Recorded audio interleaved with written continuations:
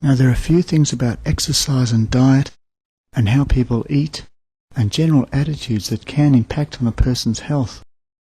And most people will already know most of these things, but hopefully there will be one or two useful things that I'm going to mention that can provide some food for thought. Now the first thing that I notice about elite athletes that I've worked with, and other highly successful people, is that they're highly driven, obsessed with detail and with routine. They've worked out what they want, then how to get it, and then they do whatever it takes to achieve that.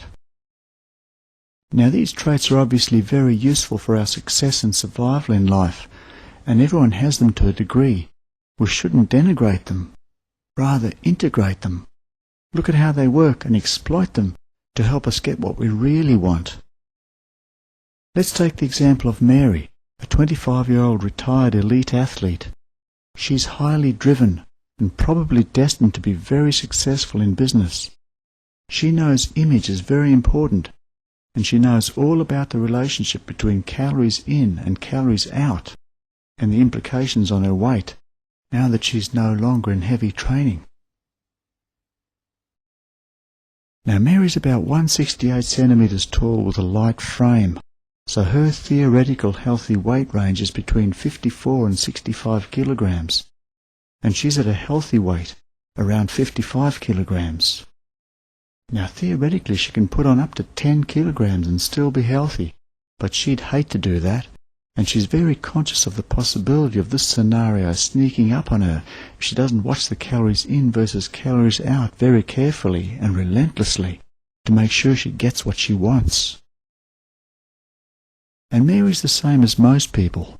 She enjoys good food and the occasional big meal, so she uses her natural intelligence to let her more undisciplined side have her cake and eat it too, by coming up with innovative ways of getting rid of the excess calories after she's enjoyed taking them in, perhaps by over-exercising, or purging, or dangerous fasting. Obviously some of these ways can be unhealthy, and difficult to stop when the behaviours become a habit, because Mary's very good at making up her mind to do something, and then sticking to her plan no matter what. A part of her wants to change, but another more important part is saying, "No way, we've made a plan and we're sticking to it." And Mary is stuck in quite an unpleasant rut. So what can she do? Now that reminds me of a story about a very busy little girl called Stacy. Now as far as Stacy can recall, she made a pact with herself to mess around in class if she gets bored, and not be scared of getting into trouble. So one day she throws her shoe across the room, creating havoc, and she feels very powerful. This could become a new trend. The teacher says, "Stacy, if you finish your work early, do you know that if you put up your hand you can get a reward? A special puzzle?" Now as far as Stacy can recall, she only made a promise to herself to do what she could to stop getting bored. And she's all right after that. And there are some things that Mary can do. Not many people know that hunger tends to be satisfied when the daily quota of protein is consumed. In fact, when eating a meal, some nutritional experts recommend eating proteins first, through to complex carbs such as potatoes last. They say this aids digestion.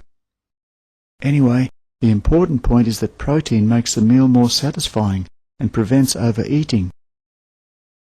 Also, negative calorie foods such as most fruit and vegetables, combined with protein, will raise the metabolism and prevent weight gain, especially if Mary avoids excessive fats, oils or sweets or simple carbs being added to the diet. Cravings for these foods can make a diet unbalanced, so Mary needs to be aware of this. Another thing Mary can do to get more bang for her buck when it comes to burning fat and energy from any exercise she does is to make sure she doesn't have anything to eat or sweet to drink 1 or 2 hours before or after exercising. This means the body needs to burn fat rather than the easier option of drawing it from the gut. And the metabolism is raised for several hours after exercise, so fat burning can continue. And of course some ways of exercising are better at burning energy than others. For example, short bursts of high effort with longer intervals of easier aerobic effort are very efficient at raising the metabolism.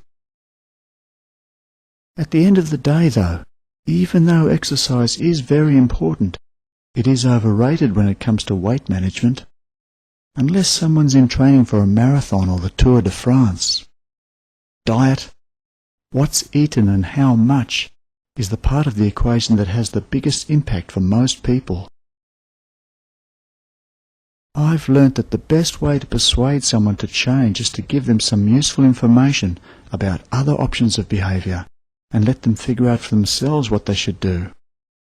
In Mary's case, one tried and proven approach is utilising the 20-minute rule.